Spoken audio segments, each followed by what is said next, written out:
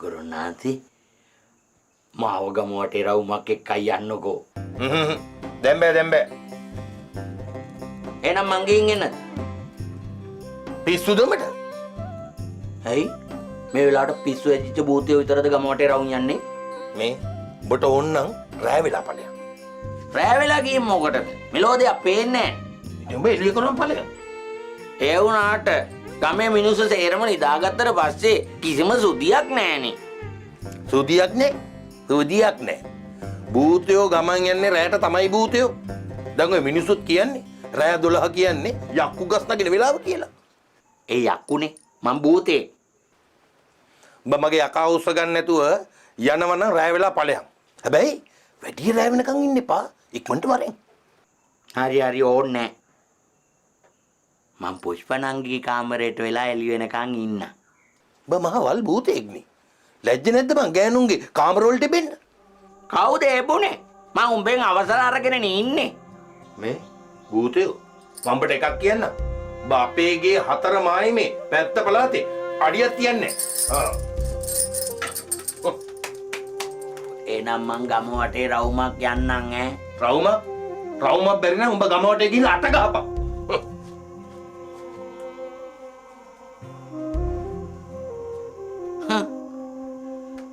දැන් ගුරුන්නාන්සෙත් ගානට වැඩි. ඒ වුණාට ඉතින් රැට හරි යන්න කිව්වනේ.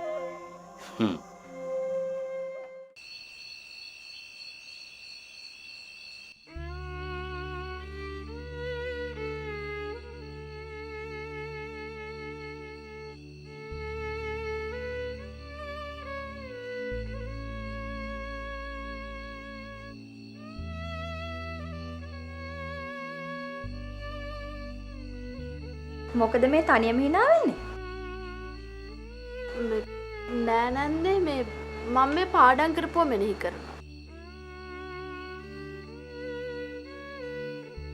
පාඩම් කරපුවා මෙනෙහි කරනවද? අර ළමයාව මතක් කරනවද? කවුද? අර මයුරයවද? ඔය හොරාට කලින් කෙහෙල්කන වැට පෑන්නේ? මයුරයටත් ඉතින් පිස්සුනේ. එයාගේ තන තියාගෙන එයා හිටියා නම් මං උනත් කැමති වෙනවනේ. ඒ කියන්නේ දැන් අකමැතියි කියන එකද? අනේ නැන්දේ අපි තාම ඉස්කෝලේ යන වයසේනේ. මේ වයසේදී ඔය පාරේ කොල්ලෙක් එක්ක කතා කර ආවොත් ගමේ මිනිස්සු කියන්නේ වෙනත් දේවල්. ඒක නම් ඇත්ත. ගම්වල මිනිස්සු ඉතින් අපිට හදන්න බෑනේ. ආදරයක් ඇති වෙන්නේ එකිනෙකාව හොඳින් තේරුම් ගත දවස. ඒ දවස කවද්ද දෙන්නේ? ඒක ඉතින් කියන්න බෑ. මට ඇත්ත කියන්න. ඔයා මයුරට අකමැති නෑ නේද? ඇත්තටම අකමැති නෑ. අම්මෝ මිනිහා හිටියනම් උඩපණේ මේ වහලේ ඔළුවල ගෑවෙන්න. හැබැයි ඉතින් වැඩි කැමැත්තකුත් නෑ. මොකක්ද අනේ ඒකේ තේරුම? ඒකෙන් කියවෙන්නේ මට තව කල් ඕනි කියන එක. මට බය මේ හැම දෙයක්ම ඔලුවට දාගෙන මගේ විභාගය අනාගනී කියලා. හොඳ දක්ෂ ළමයි ওই වැඩ දෙක තුනම කරනවා. අන්න ඒකනේ ඉතින් වැඩේ. මම ඔය හොඳ දක්ෂ ළමෙක් නෙවෙයිනේ.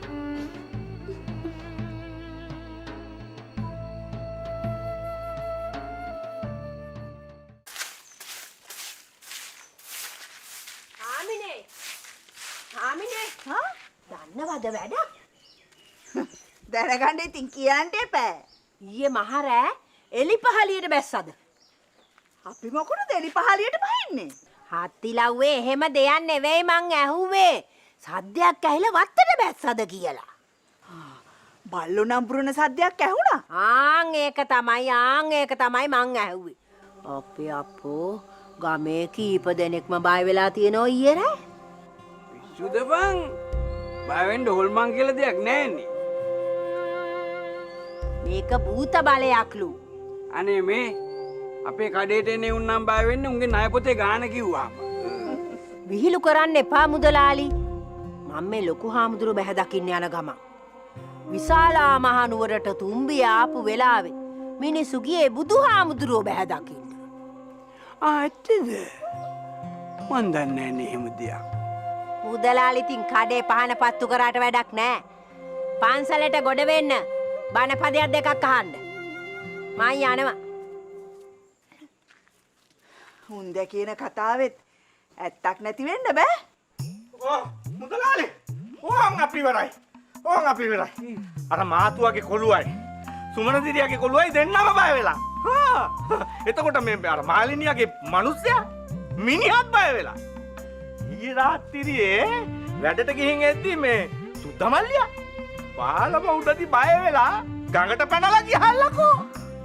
හරි ඉතින් ඔය කාටද බය වෙලා තියෙන්නේ? අනේ මන් දන්නේ නැහැ ඉතින්. කොහොමද? එකෙක්වත් හරි විස්තරයක් කියන්නේ නැහැ නෝ.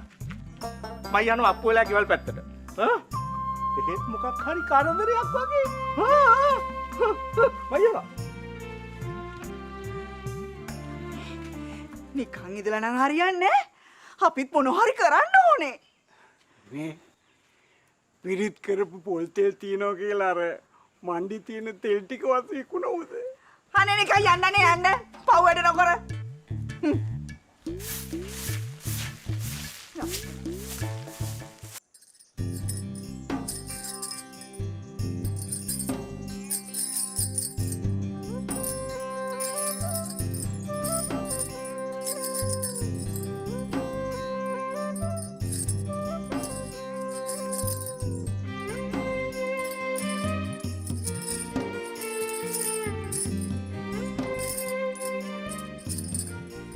මොකද්ද බං ඔය වන්නම?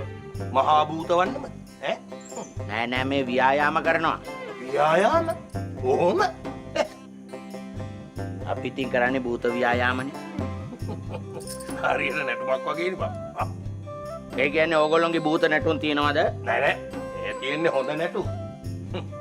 මේ මන් දන්නේ බං. මේ දවස්වල මම මේ භූතෙක් එක්ක වැඩ කරන්න කියලා. ගමේ මිනිස්සු දන්නව නම් එහෙම. ඇයි මෙච්චර ගල් වැටුණු සල්ලි කොල? ඒව කමන්නේ. එතකොට භූත නැහැ. මේ ඒක නෙමෙයි. උඹ ඊයේ ගමේ ඇවිත්ද? ඇවිද්ද මගේ අම්මෝ ඇවිද්ද. වැවේ වතුරට යටින් ගියා. වතුරට යටින් ගියා. අමුඩ ලේන්සු 14ක් ඔලිය වැදුනා. තව 60 තිබ්බා, චීත තිබ්බා, බෝතල් තිබ්බා, සබන් පෙට්ටි තිබ්බා, සබන් කොළ තිබ්බා. තව වෙන කොහෙද ගියේ? පාරවල් දිගේ ගියා, ගස් නැග්ගා. මේ ගමේ මිනිස්සු හරි දුප්පත් නේද? ඇයි උඹ එහෙම කියන්නේ? මං ඒ මිනිස්සු රැට කන්නේ මොනවද කියලා බැලුවා. සමහරු රොටි, සමහරු පෑන්, සමහරු පරිප්පුයි බතුයි, සමහරු පොල් සම්බෝලයි බතුයි, සමහරු කැඳේ. මොනව කරන්නද බං? ඉතින් මේ මිනිස්සුන්ගේ ලැබීම තමයි. අනේ ඉතින් අපිට මේ මිනිස්සුන්ට පිහිට වෙන්න පුළුවන් නේද? මේ ඒගොල්ලන්ට ඉස්සෙල්ලා උඹ මට පිහිට වෙලා හිටහන්. දෙවනුව පුළුවන් ඒගොල්ලන්ට පිහිට වෙන්න.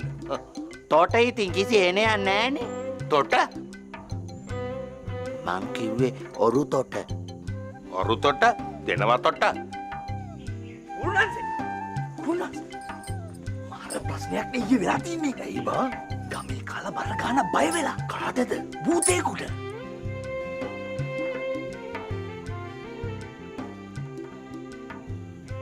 ගුරුනාන්සිට කියන්න මම දැන් එනකොට හන්දියක් ගානේ කට්ටිය එකතු වෙලා මේ ගැන කතා වෙනවා. අන්න කට්ටිය පන්සලට දුවලා.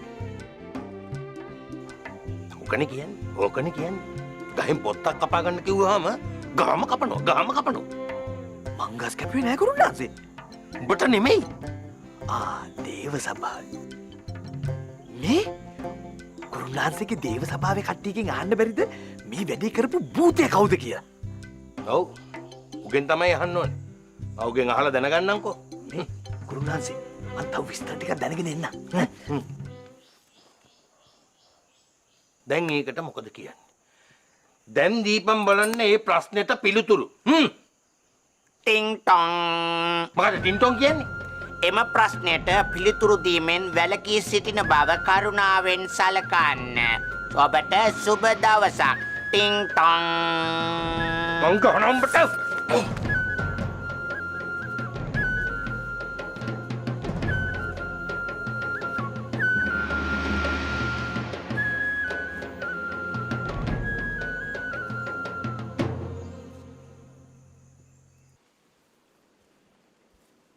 දැන් එතකොට කවුද මේ සිද්ධිය දැකලා තියෙන්නේ? මාතුවගේ කොල්ලයි සුමන සිරියගේ කොල්ලයි අපේ හාමුදුරුවනේ. අපේ හාමුදුරුවනේ මාලනියගේ මිනිස්සේ අපේ හාමුදුරුවනේ. හොඳටම බය වෙලා තුම්මන් හන්දියේදී. එක හුලඟක්වත් නැහැලු.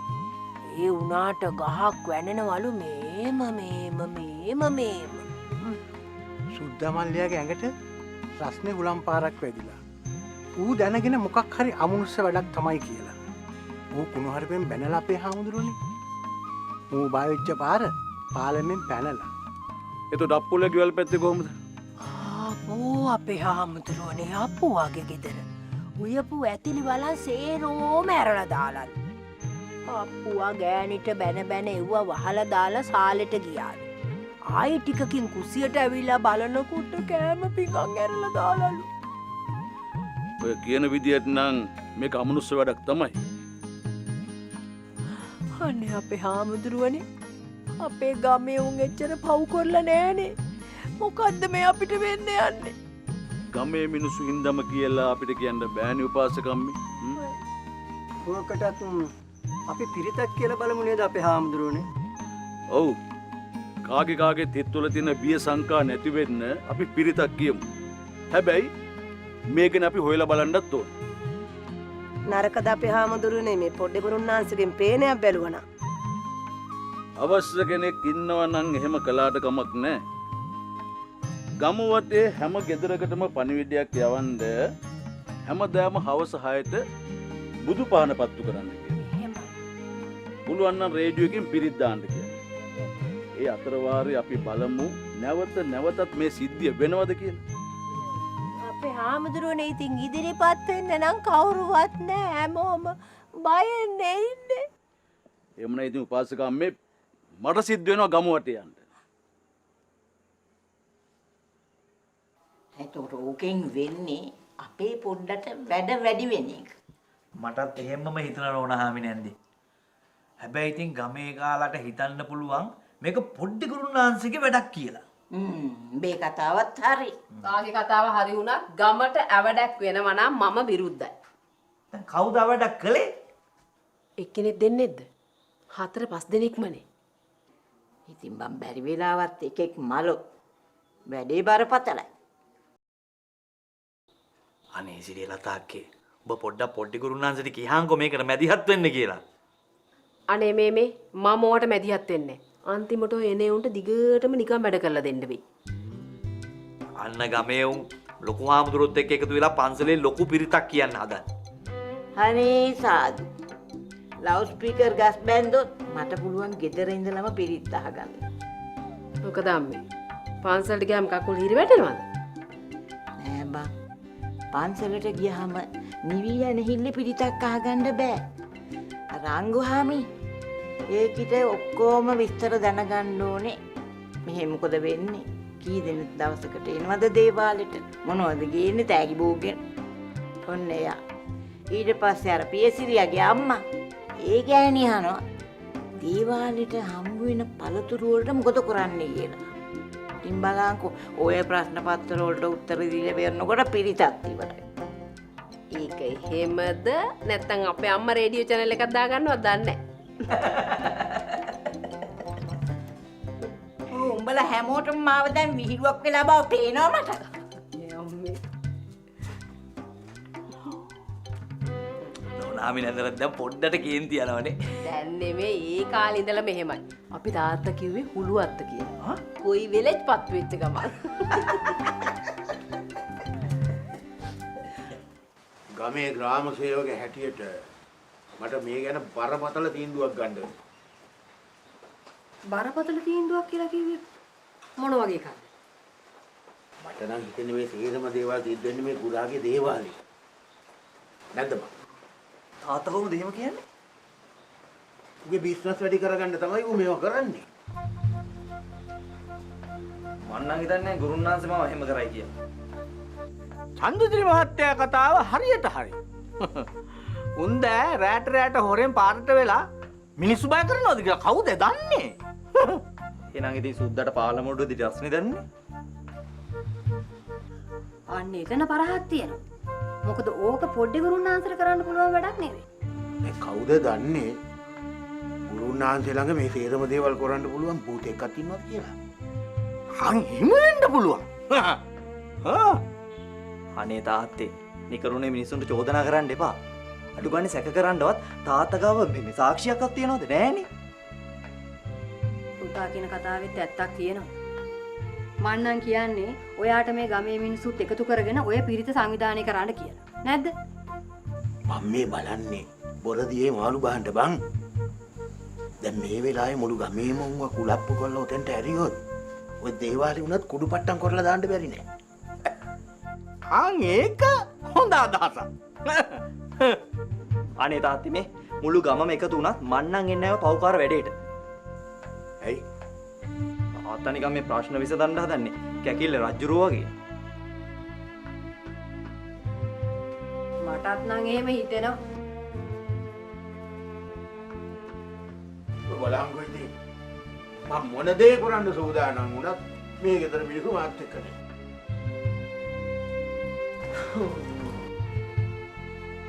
චන්දදිරි මහත්තයා කිසි දෙයකට බය වෙන්න එපා. මං ඉන්න ඕන දෙයකට.